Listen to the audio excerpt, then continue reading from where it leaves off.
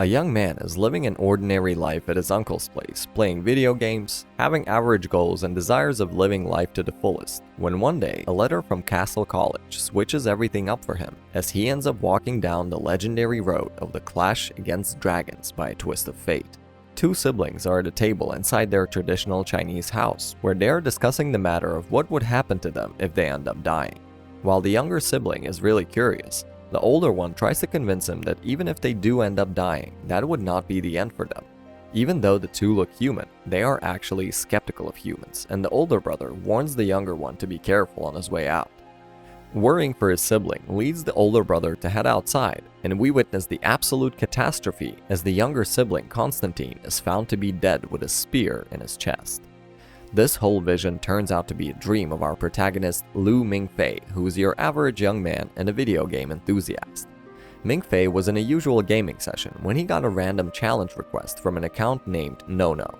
Being proud of his skills, Mingfei accepts the challenge, but sweating his brains out, Nono outplays him by predicting his moves as if they were in Mingfei's head. While Mingfei heals from this damage to his gamer ego, there was a girl looking into Mingfei and his background. Nono is alongside two more students from her castle college who are supposedly assigned to recruit Mingfei for being some sort of an elite or an S-rank student. The news is a little surprising, even for Nono, as when she looks more into Mingfei, she just finds a kid living with his aunt and uncle, having no desire for more than maybe a PC to game on. While Nono is unable to understand why Mingfei is so special, Mingfei receives an appointment letter from Castle College that leaves his uncle and aunt absolutely shocked.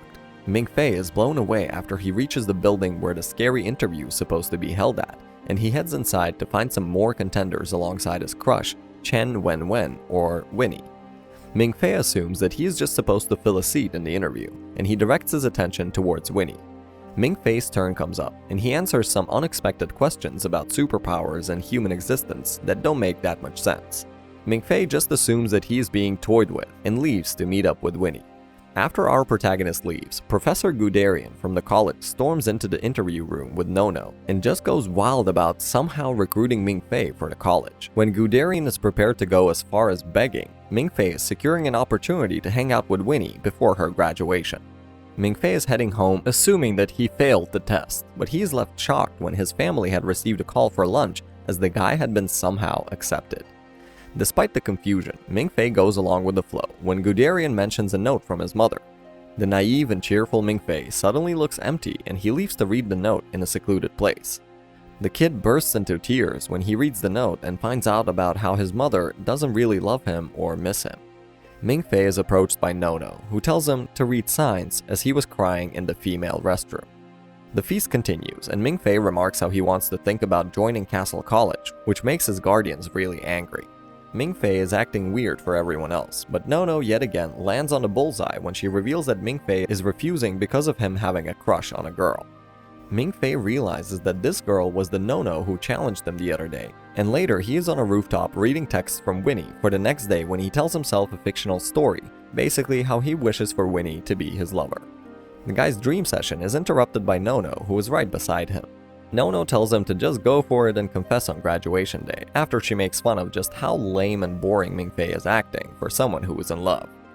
Nono leaves after stressing about how Mingfei should really make up his mind, as the enrollment in Castle College would be a once-in-a-lifetime opportunity. On the next day, while Guderian is going crazy about Nono not replying to his calls and texts, Nono is shown to be developing an interest in Winnie, as she uses her normal link server granted by Castle College to look into her. Winnie is on a pre-graduation trip with Mingfei when they are approached by Nono yet again. Nono takes Mingfei's hand to have a private conversation, and she again tries to talk Mingfei into leaving Winnie. Mingfei, who was head over heels in love, stays firm on his life decision, and Nono leaves after she loses hope. The party day arrives, and as Mingfei had been making up his mind before arriving, he gets asked to change into a formal dress by a senior. Mingfei assumes that he can finally express his feelings, but sadly, he just ends up being a background character when the same senior confesses his feelings to Winnie, and she gladly accepts. Mingfei loses the last desire he had in life and is having suicidal thoughts when a ray of hope arrives in the form of Nono, who came again to take Mingfei ahead despite the deadline of Castle College expiring. Nono shocks the crowd when she takes Mingfei's arm in a stunning dress and walks forward with Mingfei to the future awaiting him. Nono takes Mingfei on a drive where she reveals that Guderian didn't tell her to do this, but she reached out to Mingfei out of her own will, as what Winnie was doing to Mingfei would be considered straight-up bullying.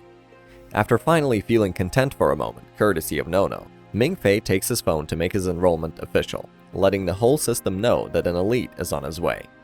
Mingfei lands in the United States as he reaches the train station to head for the college through the CC train. He gets mistaken by people around as a beggar. Even though Mingfei was quite confident in himself and his $20, the misassumption continues for the poor guy. Mingfei is lost when he comes across a guy named Finger, who was also there to attend Castle College as well. Finger immediately recognizes Mingfei as a Chinese guy and wins his trust with his CC train card. The train station gets empty as night arrives, and Finger mentions that since the college is in between the mountains, the train to reach it arrives randomly and there isn't really any way of making it there. Both of the guys decide to take a nap, and Mingfei again witnesses a strange vision filled with mythical creatures. The guy wakes up and finds a kid around who calls him brother and tells him to get ready for a visit back to the past. Nothing really makes any sense as of now, and Mingfei wakes up actually this time to find the little boy gone and proceeds with scanning his tickets when the warden arrives. Both the warden and Finger are left shocked when they come to know that Mingfei is an S-rank student. We witness the perks of this elite rank when the whole station lights up for Mingfei alone and an exclusive train arrives to pick him up where Guderian jumps out to greet the kid. The professor takes both Mingfei and Finger along with him and decides to do a little counseling session before Mingfei's enrollment. The old man makes Mingfei sign a contract of confidentiality and proceeds to reveal the real purpose of Castle College. Castle College was made to study dragons and their behaviors so humans can prepare young warriors capable of slaying them. The old man further proceeds to explain how once the war was undergoing between humans and the dragons, when the death of the Black Dragon, who was the direct descendant of the Dragon Raja, put a temporary stop to the war. This really makes no sense to Mingfei, as he assumes that the old man is lying, but the kid from earlier appears yet again to reveal that the old man is indeed telling the truth. He shows Mingfei a real visual of the mighty dragon before Mingfei wakes up on the train again. The professor makes him go through a test where he first shoots a real dragon scale and later witnesses a baby dragon who reacts to Mingfei, making Guderian's beliefs stronger. The train trip finally concludes, and as he is walking towards the college gate, Mingfei is already thinking about dropping out to save himself from this madness, but he ends up deciding to stick for a few days, as Guderian reveals that they will have to brainwash him due to the confidentiality contract. Guderian mentions how the real world Mingfei is about to witness is much greater than what Mingfei had seen until now, and we get to see the vast land between the mountains where Castle College is located. Mingfei starts his college experience with a walk around the school, and notices something weird since there are no students around. He asks Guderian about it, and just as the old man realizes that he had forgotten something, the whole college goes wild as the students start running around, guns blazing.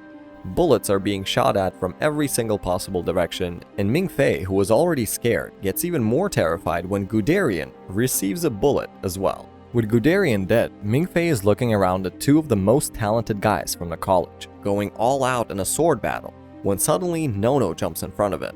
She is trying to shoot someone behind Mingfei when she ends up getting shot herself. Watching Nono collapse, Mingfei enters a calm state, and the same kid from earlier pops up again to offer Mingfei a little payback against those who did this to Nono. Something takes Mingfei's mind over, and he takes the gun to shoot the girl and both Caesar and Zihang down. Mingfei faints for a moment, and he wakes up as his usual self to find out medical staff running around. It turns out that this was all just a war game on the students' free day, and even the bullets being used were fake.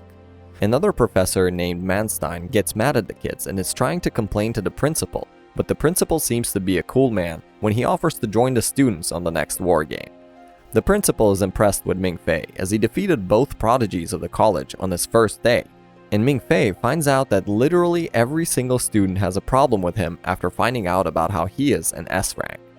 Mingfei heads to the dormitory to surprisingly find out that Finger is his roommate. Finger takes Mingfei out for a tour of the academy, and he shows Mingfei both the impeccable architecture and students using Yanling, which is something similar to what you'd call magic, before ending the tour with a visit to the mini-world tree statue. Our S-rank student's walk is interrupted by Guderian, who takes him back to the dormitory to perform an examination. Before the examination, Guderian reveals the aptitude test Ming-Fei will be going through for his official enrollment in the academy. The old man then pulls out an ancient dragon device that makes a sound resembling the dragon scripture from many years ago. Guderian is hoping to find a response from Ming-Fei as he supposedly has the blood of the Dragon Emperor. Instead of the roar Guderian was hoping for, Ming-Fei just yawns out of boredom, and this suddenly rings a different bell in Guderian's head. As the professor heads to confirm something, Finger spreads the news of Ming-Fei's test results to the rest of the college. While the prodigy student finds such a response interesting, Guderian meets up with Manstein to look into some more information. The old heads conclude that Ming-Fei might have the blood of the white dragon instead of the legendary black one, and upon Guderian's request, Manstein agrees to keep this information secret for now. On the next day, Ming-Fei gets late for the aptitude test where the students were supposed to draw symbols from the visuals they were shown. Ming-Fei is revealed to be cheating with the help of Finger, while Nono, who is outside, reveals how she cleared her test quite easily as she had a spiritual vision of her mother the night before. During the test, Ming-Fei transfers to a different realm again where the same boy from earlier introduces himself as Lu Mingzi, claiming to be Ming-Fei's brother. He explains the concept of spiritual vision to Ming-Fei and remarks that the feelings of sadness he had been experiencing were not really his own, as Mingzi was the one who actually was sad inside his heart. As a person's heart shows its deepest and darkest sides, Mingzi continues to show some more visions of Ming-Fei's heart before he wakes up to find Nono right in front. Nono mocks Ming-Fei for sleeping during an exam, and even though she knew that Ming-Fei had cheated, she lets the matter slide. Elsewhere, another professor from the academy had been on a mission with the Snake Team in the sea, where he had to send the two interviewers, Aki and Sheng, underwater for some exploration. Everything was seemingly going well for the trip until the duo faces an extreme earthquake that reveals the danger they have gotten themselves into when they come across the palace of the King of Bronze and Fire, Norton. With the probability of finding a hint towards the Dragon King inside the palace, the snake leader requests permission from the headmaster and takes the dragon baby key to Aki and Sheng underwater. When pointed at the gateway, the child opens up the gate with ease, and before the exploration duo heads inside, the snake leader grants them an alchemy nuke as a backup plan. The exploration begins, and as Aki is looking around the city made of bronze and uploading photos to the Normalink server, she feels like something is off. It turns out that the oxygen lines had been cut off for the pair, and while having limited oxygen was already a problem, Aki's actions and the dragon baby's presence ends up triggering the whole city of bronze to reset. Back at the college dormitory, Ming-Fei is woken up by Mingzi, who takes him outside to a tower and offers to grant him a single power. After remembering Nono's words, Ming-Fei requests the power of mapping things out, and just when he is granted the power, Finger wakes him up as if it was an emergency protocol in the whole college.